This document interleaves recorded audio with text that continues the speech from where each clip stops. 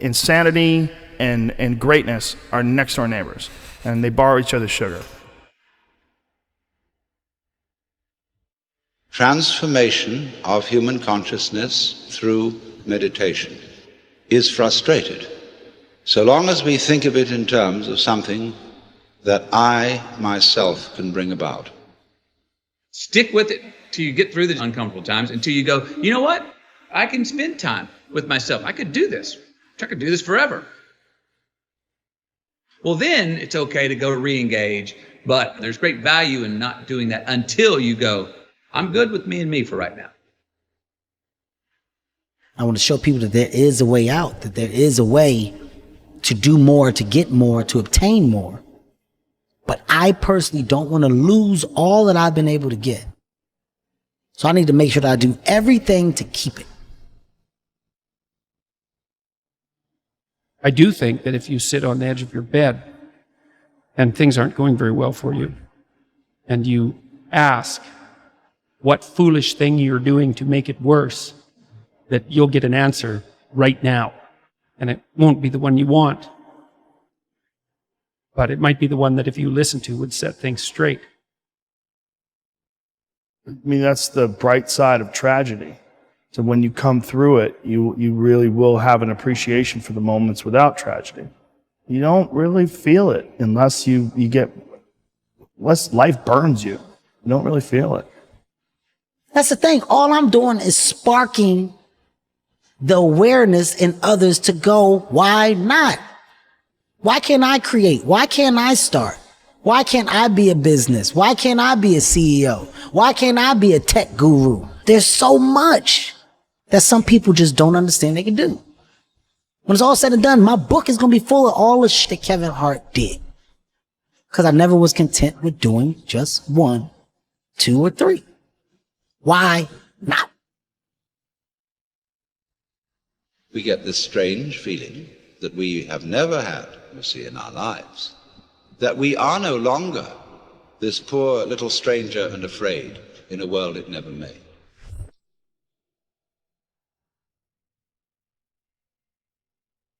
Momentum is a big thing with human beings. It's a big thing for me, at least. If I'm on a good momentum of healthy eating and exercise, I love it. I like waking up sore, pushing further. I like writing down my workouts, what I've done. And I like hitting that gym hard on a daily basis. And I build momentum. And I find that when I do that with writing, whether I do that with performing, whether I do that with anything, it just gets everything going. It just creates energy. Being lazy robs you of energy. Like being sedentary, being uninspired, being bored, it robs you of one of the most precious things you can have in this life, enthusiasm. One of the things that I tell people all the time, because a lot of people have a hard time defining themselves. They define themselves by failure because they failed. But I'm like, you're not your failures, you're you. Okay, your life is a series of lessons you've learned. Now, if you just dwell on the failures, like that's not healthy. It's not smart and it's not empowering. What you got to do is look at those failures and go, well, now you know what not to do. But you're not that. You're you.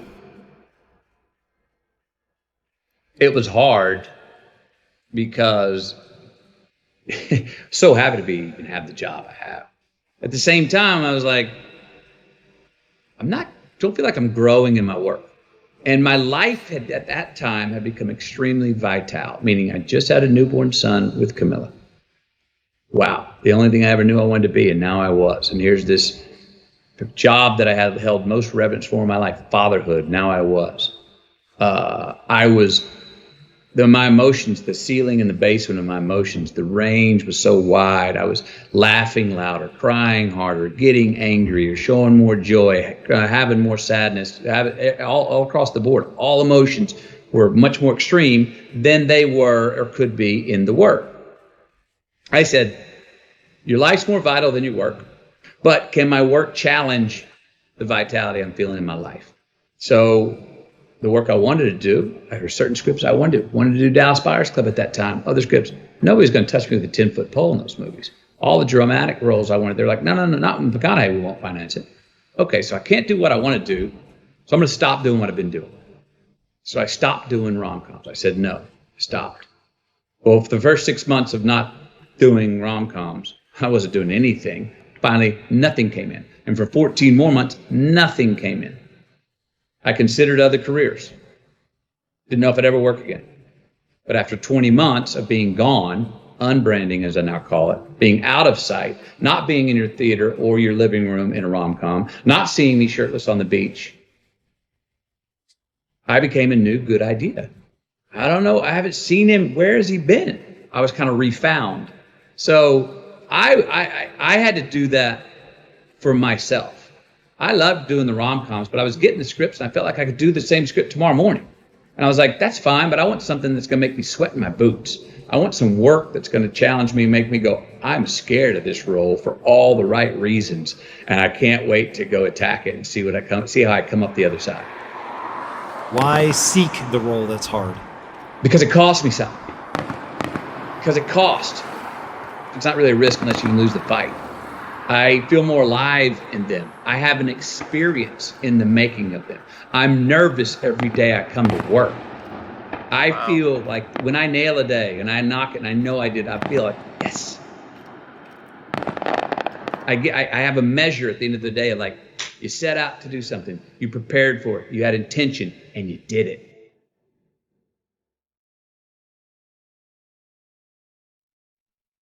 You know, there's lots of different ways to interpret the world, and you can maybe even make a case that there's an endless number of ways to interpret the world.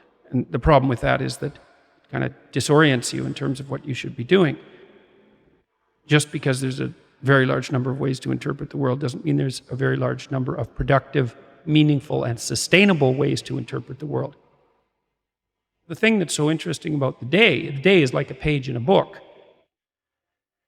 I had one client who was spending about 45 minutes a night fighting with his young son about when to go to bed. And so, you know, they weren't having a pleasant time of it because it was just a constant battle. And that's common. Like, it's very common for parents of young children to be locked in a battle that occurs day after day. Sometimes it's around eating, sometimes it's toilet training, sometimes it's general behavioral issues, sometimes it's bedtime. It's like, okay, 40 minutes a day. So that's 280 minutes a week. So that's, let's say, 5 hours. It's 20 hours a month. It's 240 hours in a year. That's 6 work weeks. That's a month and a half. You're spending a month and a half of work weeks doing nothing but fighting with your son. Don't fool yourself. Yeah. Anything that's every day is a significant percentage of your life. You're awake, let's say, 16 hours. 5 of those hours are basically maintenance. So you got about 11, and then 7 of those are work. So now you're down to 4. And so if you're spending 15 minutes a day doing something painful and stupid, and you do it every day, it's like 10% of your productive life. Because people think backwards. They think, well, I have a vacation coming up, and that's really important. It's like, no, it's not. You're only going to do it once. It's not that important. Yeah. How you treat each other at lunchtime, if you eat together every day, that's your life. Yeah. Fix that. Yeah. Get it so that the food's good. Get it so that you're happy with the people that are sitting there. Fix that. It's like, poof, 10% of your life is fixed. The purpose is to align ourselves to really make a change. So you can either be the conversation about making change, or you can be a part of the action to do it. I want to be a part of the action. I don't want to be you or beat you. I want to take this energy and apply it to myself. That's the purpose of seeing. So I come here and I look at how you maneuver. I look at your setup. I not only bow down and congratulate you, I leave and I say, yo, man, I'm inspired, dude. Joe, I can't wait in 2 years. You're going to come and you're going to see my shit. And you remember I said I was inspired, but you're going to see what I let it grow into. That's the proper way to get encouraged and motivated. Look at your circle, right? When you can merge yourself with good people and follow the paths that you see that these good, successful people have taken, you then become a part of a world and group that nobody expected you to be in. So everything else from the outside that comes in, you're throwing at a bubble that can't be popped. It's a force field around me. There's a force field around me because what really matters, loves me wholeheartedly. And when you have that and you understand that, you're unbreakable. So if you don't add to that force field, if you don't make my force field stronger, you don't get time from me. My true understanding is, all right, you got one life. And that one life, the goal for us is to live it to the best of our ability from the beginning to what's said the end. People don't understand is you against you. The only person that gets in your way is you. Nobody else. It's you. What I've understood is that what people are doing has nothing to do with me. I should always be a step ahead because I'm thinking differently, because I'm thinking about myself. Making myself better puts me in a position to make others better.